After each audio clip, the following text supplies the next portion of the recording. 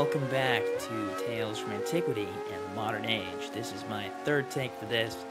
I'm a little bit off today, I gotta admit. But I'm persistent. I'm gonna get this right. So help me God. Alright, we got a story today. Imagine that. Another one from Aesop.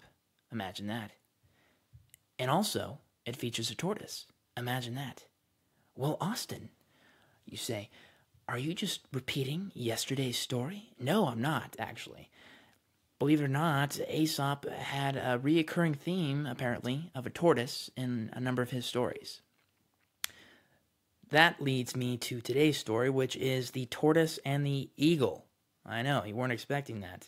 I bet you thought I was still going to pull a fast one and just say, hey, we're going to recycle yesterday's. But no, it is The Tortoise and the Eagle.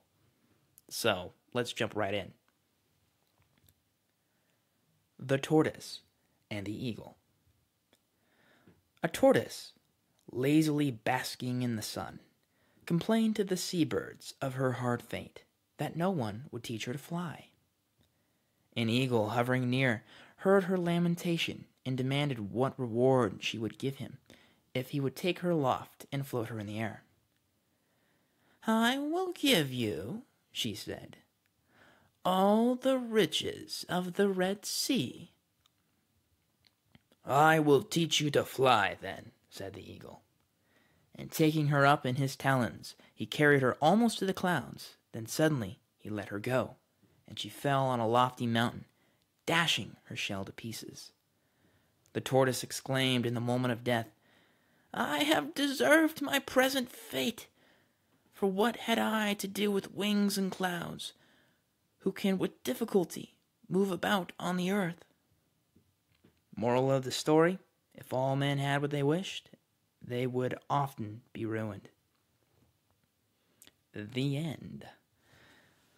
Well, this story I think has some great applications, and obviously I'm kind of handpicking these out for particular moral lessons that I think are appropriate. But it's got a great statement to, it's got a great lesson to impart to our own lives here. I mean, it's the old saying, be careful what you wish for. I'm reminded of the classic film Home Alone, great Christmas staple, one of my favorite movies, with Marty Macaulay? Oh boy. That kid, the real cute kid who grew up and it's not quite as cute anymore. Anyway, sidetrack. But the film, not to spoil anything, this young kid, he's got a whole bunch of brothers and sisters and busy parents, and he seems to kind of have the runt of the litter syndrome. And the AC just came on. Dang it. Oh, well, not much I can do about that now. I'm on a roll. But in Home Alone anyway, as I was saying, this kid, he's kind of he's the baby, and he kind of gets treated like it, so he wishes that he would be left home alone, hence the title of the movie, and what do you know, through some miraculous circumstances, his wish comes true. Now, by the end of the movie, he finally comes to the realization that maybe that's not the greatest thing to wish for, and there's lots of peril that goes on, and hijinks, and hijacks, and, well, maybe not hijacks, but that's all I could think of to go with hijinks.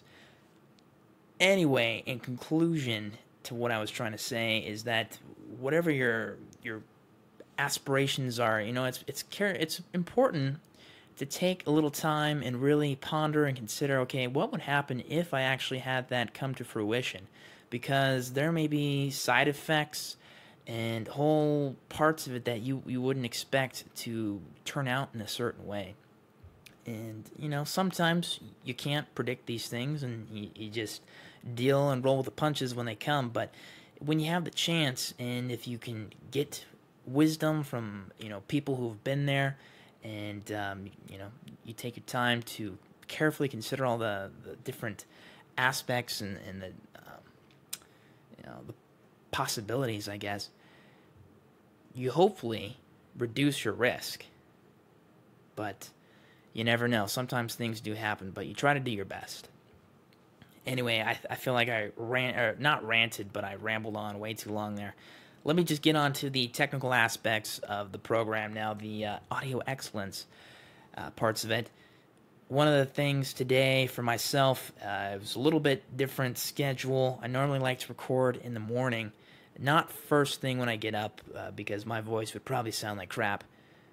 But usually, like maybe a couple hours after I get up, I've had a bite to eat. I've had a chance to chat with some people, get the voice, the vocal cords lubed up and ready to go.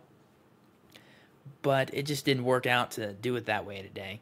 So I'm recording it at about 4 o'clock in the afternoon, Pacific Standard Time, if anyone was wondering. And I'm curious, when I listen back to this, if my voice will be more acclimated, or if it's just going to sound more stressed out because I've used it longer. I'm really not sure what it's going to be.